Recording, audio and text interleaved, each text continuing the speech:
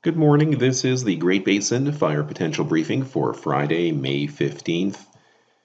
Taking a look first at the fire impacts. No significant impacts today or tomorrow here on the left-hand side, although we will have some showers up in the northern half of the Great Basin, cooler temperatures elsewhere. Some gusty winds picking up Saturday in the lee of the Sierra into western Wyoming, but it is Sunday here on the right-hand side where a strong cold front will produce widespread winds of 25 to 45 miles per hour across much of Nevada into southern Utah. It is this southern area in the brown where a majority of the fine fuels have cured out and could burn in the grasses, although live fuel moisture is still high. So we'll have to keep an eye on that. But we did have a 38,000 acre fire in the Arizona Strip over the past few days. So we'll have to watch this scenario for this weekend.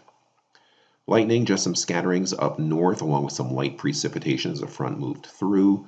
Current fires in the red, just some small fire activity where you see the red circles, somewhat larger ones down by St. George and the Arizona border, and more recent fires, but not started today, such as here is the Basin fire in the Arizona Strip and outside of Ely. So fire activity is picking up now several weeks ahead of schedule. Part of it is how dry it's been. Here on the left-hand side, you can see areas in white, no precipitation over the past week, and it's been quite dry since probably the end of February. The lighter shade, just some light precipitation. Some of these blue patches through here of a quarter to a half inch indicate some localized thunderstorm activity with heavy rains, but the spatial coverage quite sparse. You can see here on the right-hand side areas that were 0 to 10% of normal here in that brick red area. Basically the whole basin for the most part a drier than normal week.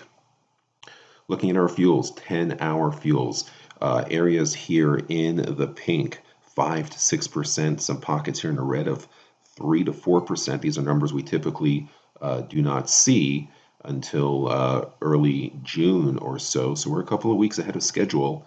Same with our 100-hour fuels here in southern Nevada, below 5%, and this golden shade covering much of the lower half of the Great Basin, single-digit readings in the 100-hour fuels. Again, not something we see until about the early to middle part of June.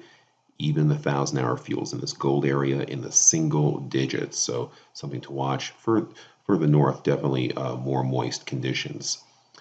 Looking at some of our 100-hour fuels, you can see down here in Vegas and here in southwest Utah, down near record levels for this time of year. In Moab, in southeast Utah, they came up a little bit with some recent showers and moisture, but still they were near record levels before. Now they're still drier than normal, about 3 to 4 weeks ahead of schedule. So you can see what we're dealing with fuel-wise. Satellite imagery, not much going on at the present moment. A weak trough low pressure, some high clouds here across the eastern Great Basin and in the north. Could be some scattered showers, but they are moving out of the region. This deeper low pressure area will play a big role in our weather in terms of increasing winds as it approaches the west coast. So for today, as we look at our map, not much going on. Moisture exiting our northern areas, a mix of clouds and sun for the most part. Those areas in the green here on the 7-day on the right-hand side, except our far southern areas. You can see relative humidity levels, not too bad, about normal this time of year. Low teens near 20% in the south, 20 to 30% or higher in the north. Winds fairly light, nothing significant. A little bit stronger in the Snake River Plain. On Saturday, there is that low and actually a lot of moisture across northern California, the Pacific Northwest, moving into northern Nevada and into parts of Idaho. Those areas stay green, but the drier areas still stay dry. We look at winds here on the left-hand side. They're picking up here across western Nevada and in the south, probably gusting into the 20s. The humidity still low, drying out a little bit in the teens in the most areas, low teens to near 10% down in Vegas, still closer to 20% or 30% in the north.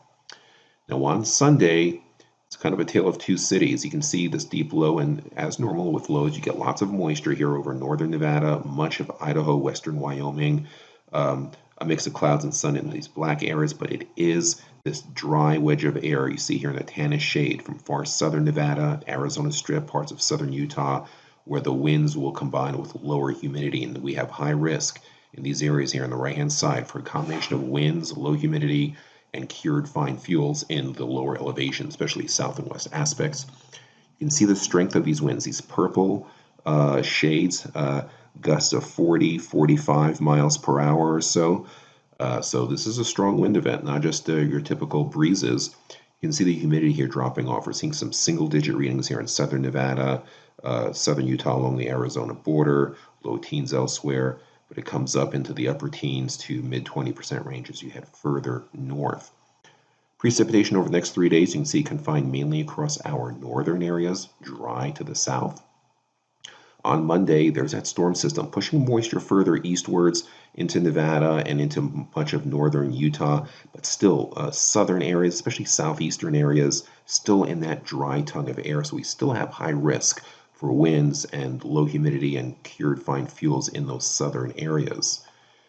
And on Tuesday, still we have high risk here on the right-hand side, lingering winds. You can see that storm system really winding up and tightening up and intensifying, but still that wedge of dry air in the south and east is going to be a main problem for us. Finally, by Wednesday, it looks like the low fills in, starts lifting on out, maybe some higher humidity in our far southern areas, and then everything breaks down by Thursday, some lingering moisture as a weak trough comes in, a little cooler than normal, higher humidity levels, so hopefully things will wind down after that. 7-day total precipitation, quite significant. Once this storm system's over in parts of northern half of Nevada into Idaho, western Wyoming, going to knock the edge off of fire season, push them back several weeks, but where it's not precipitating, all it takes is 1 or 2 dry, breezy days to get fuels back to critical levels. 8 to 14-day outlook. We head into the end of May. Cooler than normal conditions, also near to slightly wetter than normal. So after this weekend, we should see some relief. This concludes our broadcast. We continue these fire weather potential briefings Monday through Friday next week.